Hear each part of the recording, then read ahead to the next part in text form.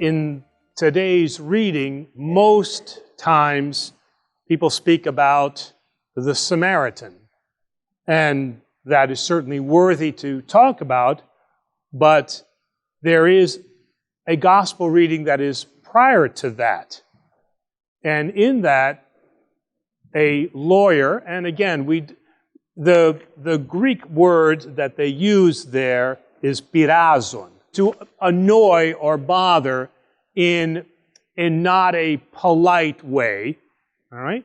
And so when you see here in the reading, at that time a lawyer stood up to put Jesus to the test. So this is done with some malice, all right? So it's not an innocent question, because Jesus' answer to him, how do you read it, is kind of a response to that. That's where the focus today I want to place, because the question that he asks is the question that all of us ask, is what must I do to inherit eternal life? And the early church knew what that meant. And what that meant was to follow the way of the cross. And many times, oftentimes in the early church, that meant that the path would include suffering, it would include challenge, it would include leaving mother and father and family many times, and then ultimately, in many cases, it would lead to martyrdom. And so there was an understanding that eternal life, although Jesus grants us his salvation freely, it does not come without a price on our part, meaning that there's something that we must do to inherit life. Not in the sense of works, meaning that we will earn our way into heaven, because Jesus Christ has already paid that price, meaning that he has reopened the bridge that was closed to us before between God in heaven and mankind. And he has reestablished that. But that, as I say, does not come without a price. So this is the question he's asking him. How can I inherit eternal life? Okay? And Jesus says, you know the law. Tell me what you read the law as. And he answers him with an appropriate response. He says, you shall love the Lord your God with all your heart, all your soul, all your strength, and all your mind. And let's stop right there and go back to the early church, because that was their answer, not just in words, but that was their answer in deed.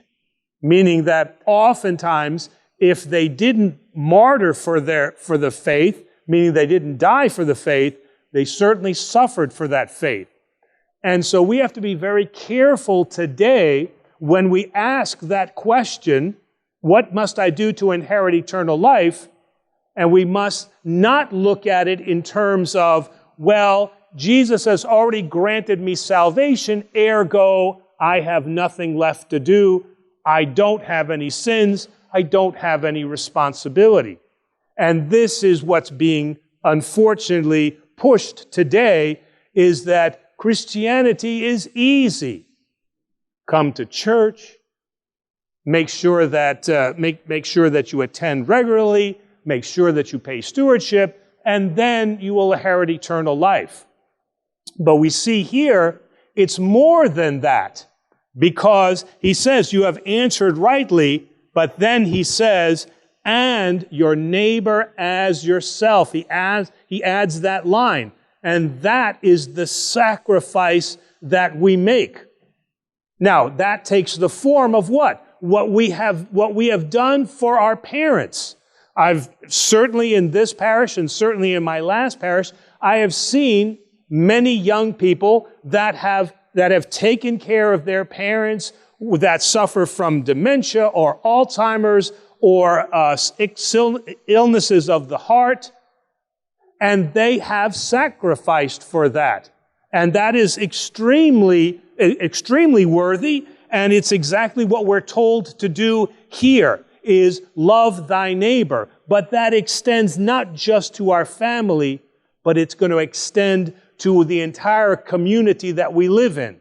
God will present us every single day with an opportunity to do exactly what was in this reading, is to love our neighbor as ourselves. And the question is, are we going to respond to that call? So at the second coming, when Jesus calls each one of us up independently and asks us this question, what have you done to inherit eternal life, of which I paid the price on the cross? And we have to have an answer for that. And the answer is what's given here in this gospel and in many other gospel readings too, is have you loved the Lord your God with all your heart and soul? And the second part, have you also loved your neighbor?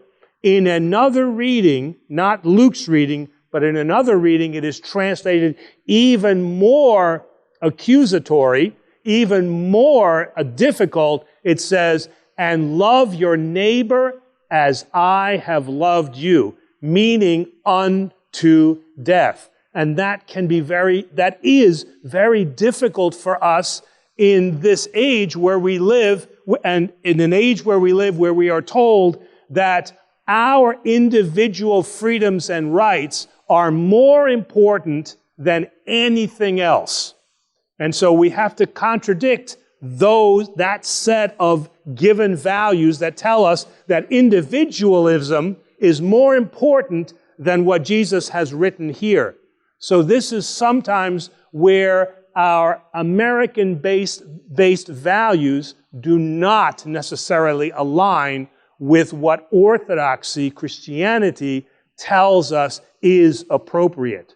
So we have to keep that in mind as we finish liturgy, as we move through the week, is to be cognizant, to be aware of those opportunities that God will give us, that we can prove that we do love our neighbor as ourselves, so that we can rightfully answer the question, can or how will I inherit eternal life?